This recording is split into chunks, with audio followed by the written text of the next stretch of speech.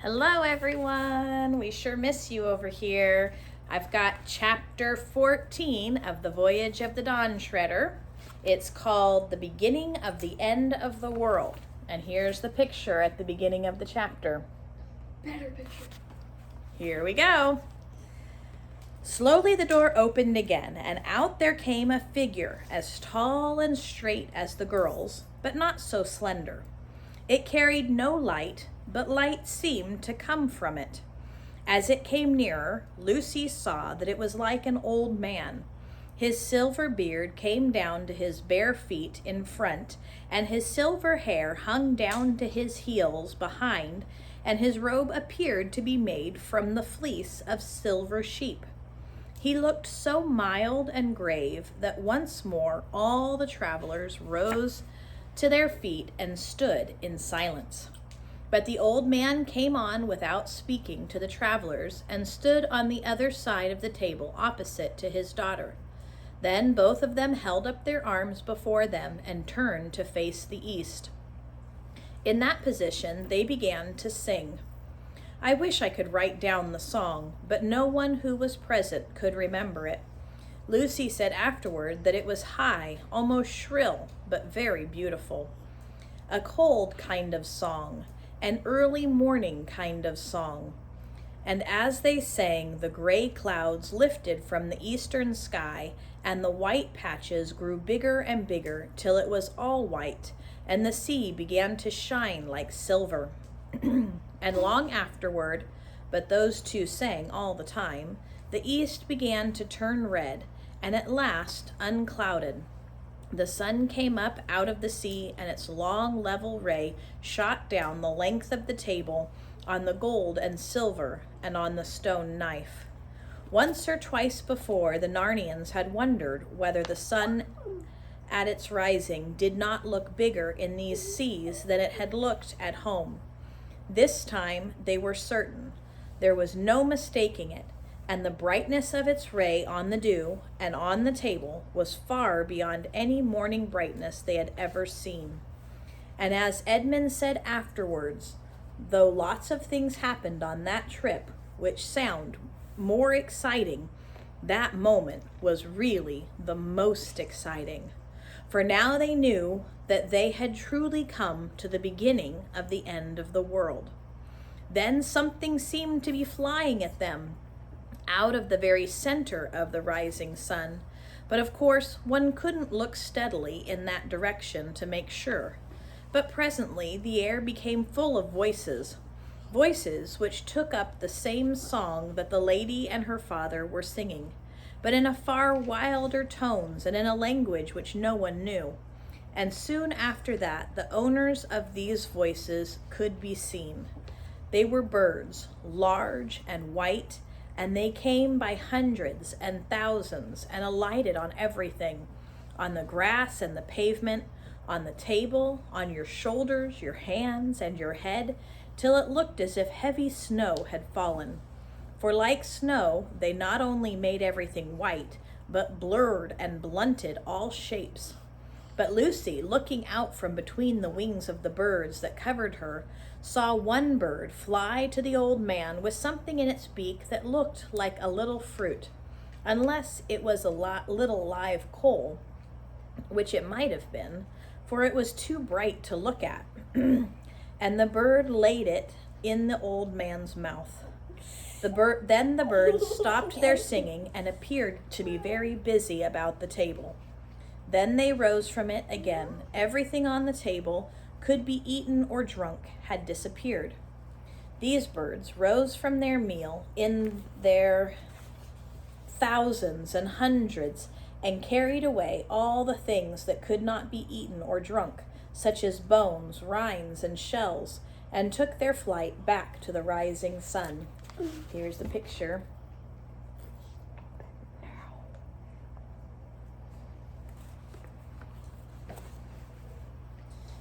But now, because they were not singing, the whir of their wings seemed to set the whole air a-tremble, and there was the table pecked clean and empty, and the three old lords of Narnia still fast asleep.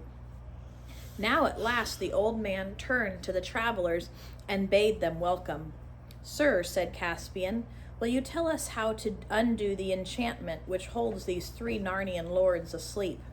"I will gladly tell you that, my son," said the old man.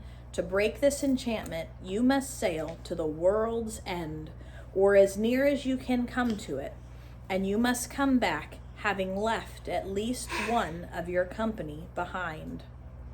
"And what must happen to that one?" asked Reepicheep. "He must go on into the utter east and never return into the world." "That is my heart's desire," said Reepicheep. "And are we near the world's end now, sir?" asked Caspian. "Have you any knowledge of the seas and lands farther east than this?" "I saw them long ago," said the old man, "but it was from a great height. I cannot tell you such things as sailors need to know."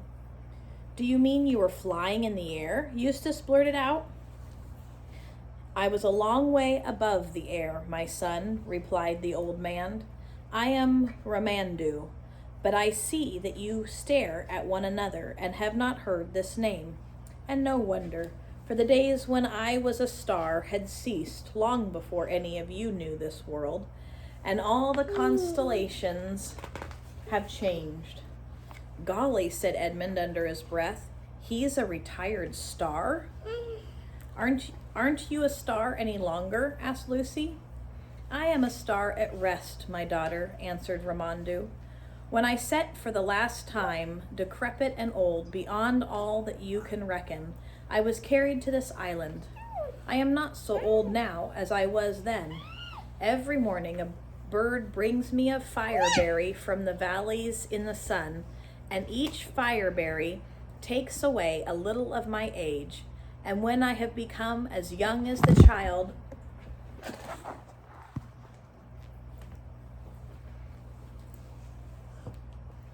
that was born yesterday, and I lost my place. Then I shall take my rising again, for we are at Earth's eastern rim, and once more tread the great dance." "In our world," said Eustace, "a star is a huge ball of flaming gas." "Even in your world, my son, that is not what a star is, but only what it is made of. And in this world you have already met a star, for I think you have been with Coriakin." "Is he a retired star too?" said Lucy. "Well, not quite the same," said Ramandu.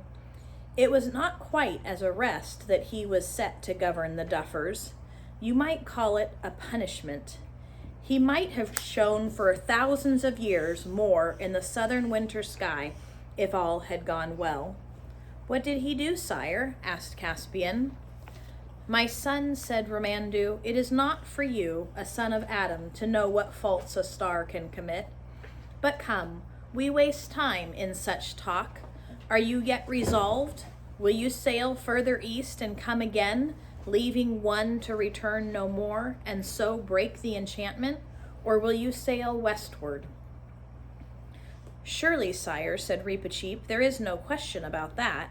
It is very plainly part of our quest to rescue these 3 lords from enchantment."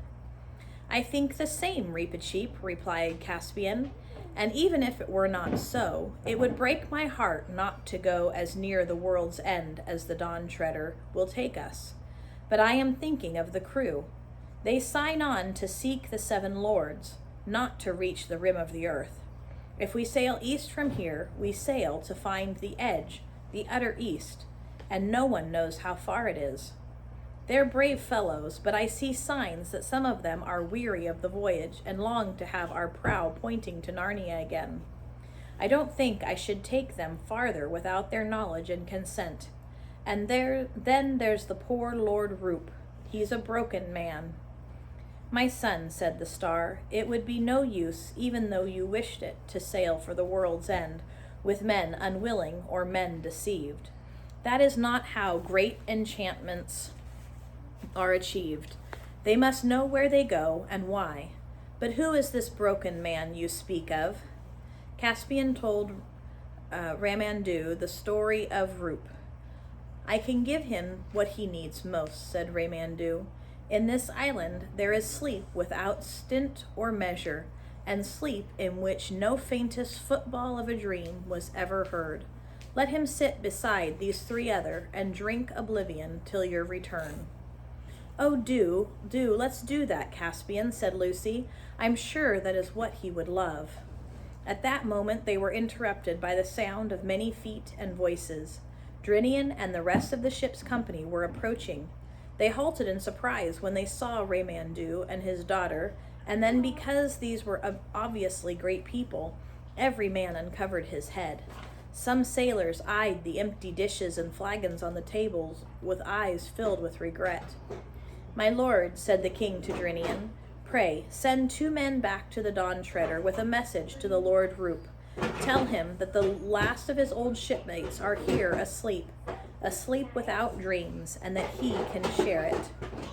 When this had been done, Caspian told the rest to sit down and laid the whole situation before them. When he had finished, there was a long silence and some whispering, until presently the master bowman got to his feet and said, what some of us have been wanting to ask for a long time, your majesty, is how we're ever to get home when we do turn. Whether we turn here or somewhere else, it's been west and northwest winds all the way, barring an occasional calm. And if that doesn't change, I'd like to know what hopes we have of seeing Narnia again. There's not much chance of supplies lasting while we row all that way. That's landsman talk, said Drinian. There's always a prevailing west wind in these seas all through the late summer, and it always changes after the new year. We'll have plenty of wind for sailing westward, more than we shall like from all accounts. That's true, master, said an old sailor who was a Galmian by birth. You get some ugly weather rolling up from the east in January and February, and by your leave, sire, if I was in command of this ship, I'd say to winter here and begin the voyage home in March. What'd you eat while you were wintering here? Asked Eustace. This table, said Raymandu, will be filled with a king's feast every day at sunset. Now you're talking, said several sailors. Your majesties and gentlemen and ladies all, said Rainelf, there's just one thing I want to say. There's not one of us chaps as was pressed on this journey. We're volunteers, and there's some here that are looking very hard at that table and thinking about king's feasts, who were talking very loud about adventures on the day we sailed from Cair Paravel, and swearing they wouldn't come home till we'd found the end of the world. And there were some standing on the quay who would have given all they had to come with us. It was thought a finer thing than to have a cabin boy's berth on the Dawn Treader than to wear a knight's belt. I don't know if you get the hang of what I'm saying, but what I mean is that I think chaps who set out like us will look as silly as those duffel-puds if we come home and say we got to the beginning of the world's end and hadn't the heart to go further. Some of the sailors cheered at this, but some said that was all very well. This isn't going to be much fun, whispered Edmund to Caspian. What are we to do if half those fellows hang back? Wait, Caspian whispered back. I still have a card to play. Aren't you going to say anything, Reep? Whispered Lucy. No. Why should your majesty expect it? Answered Reepicheep in a voice that most people heard. My own plans are made. While I can, I sail east in the Dawn Treader. When she fails me, I paddle east in my coracle. When she sinks, I shall swim east with my 4 paws. And when I can swim no longer, if I have not reached Aslan's country or shot over the edge of the world in some vast cataract, I shall sink with my nose to the sunrise, and Peepacheek will be head of the talking mice in Narnia. Hear, hear, said a sailor. I'll say the same, bearing the bit about the coracle, which wouldn't bear me, he added in a lower voice. I'm not going to be outdone by a mouse. At this point, Caspian jumped to his feet. Friends, he said, I think you have not quite understood our purpose. You talk as if we had come to you with our hat in our hand, begging for shipmates. It isn't like that at all. We and our royal brother and sister and their kinsmen and Sir Reepicheep, the good knight, and the Lord Drinian have an errand to the world's edge. It is our pleasure to choose from among you such of you as are willing, those whom we deem worthy of so high an enterprise. We have not said anything that any can come for the asking. That is why we shall now command the Lord Drinian and Master Rince to consider carefully what men among you are the hardest in battle, the most skilled seamen, the purest in blood, the most loyal to our person, and the cleanest of life and manners, and to give their names to us in a schedule. He paused and went on in a quicker voice. Aslan's mane, he exclaimed, do you think that the privilege of seeing the last things is to be bought for a song? Why, every man that comes with us shall bequeath the title of Dawn Treader to all his descendants. And when we land at Cair Paravel on the homeward voyage, no, Alexandria.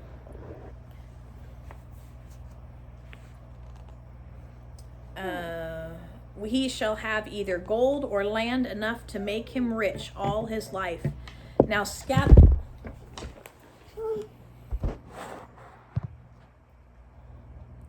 This is what happens when Alexandria is around, as everyone knows.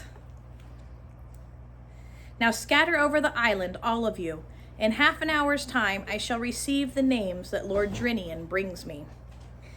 There was a rather sheepish silence, and then the crew made their bows and moved away, one in this direction and one in that, but mostly in little knots or bunches, talking. And now for the Lord Roop, said Caspian. But turning to the head of the table, he saw that Roop was already there. He had arrived, silent and unnoticed, while the discussion was going on, and was seated beside the Lord Argos. The daughter of Raymandu stood behind him as if she had just helped him into his chair. Raymandu stood behind him and laid both his hands on Roop's gray head. Even in daylight, a faint silver light came from the hands of the star. There was a smile on Roop's haggard face. He held out one of his hands to Lucy and the other to Caspian. For a moment it looked as if he were going to say something. Then his smile brightened, as if he were feeling some delicious sensation. A long sigh of contentment came from his lips. His head fell forward, and he slept. Poor Roop, said Lucy. I am glad. He must have had terrible times. Don't let's even think of it, said Eustace.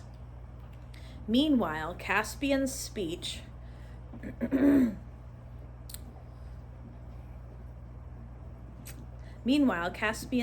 helped perhaps by some magic of the island, was having just the effect he intended. A good many who had been anxious enough to get out of the voyage felt quite differently after being left out of it. And of course, whenever one sailor announced that he had made up his mind to ask for permission to sail, the ones who hadn't said this felt they were getting fewer and more uncomfortable, so that before the half hour was nearly over, several people were positively sucking up to Drinian and Rince, at least that was what they called it at my school, to get a good report. And soon there were only 3 left who didn't want to go, and those 3 were trying very hard to persuade others to stay with them. And very shortly after that, there was only 1 left, and in the end he began to be afraid of being left behind all on his own, and changed his mind. At the end of the half hour, they all came trooping back to Aslan's table and stood at one end while Drinian and Rince went and sat down with Caspian and made their report. And Caspian accepted all the men but that one who had changed his mind at the last moment. His name was Pittencream, and he stayed on the island of the star all the time the others were away looking for the world's end, and he very much wished he had gone with them. He wasn't the sort of man who could enjoy talking to Raymandu and Raymandu's daughter, nor they to him. And it rained a good deal, and though there was a wonderful feast on the table every night, he didn't very much enjoy it. He said it gave him the creeps sitting there alone. and in the rain as likely as not, with those 4 lords asleep at the end of the table. And when the others returned, he felt so out of things that he deserted on the voyage home at the Lone Islands and went and lived in Calormen, where he told wonderful stories about his adventures at the end of the world, until at last he came to believe them himself. So you may say in a sense that he lived happily ever after, but he could never bear mice. That night they all ate and drank together at the great table between the pillars, where the feast was magically renewed. The next morning the Dawn Treader set sail once more, just when the great birds had come and gone again. "Ladies," said Caspian, "I hope to speak with you again when I have broken the enchantments," said, and Raymondu's daughter looked at him and smiled.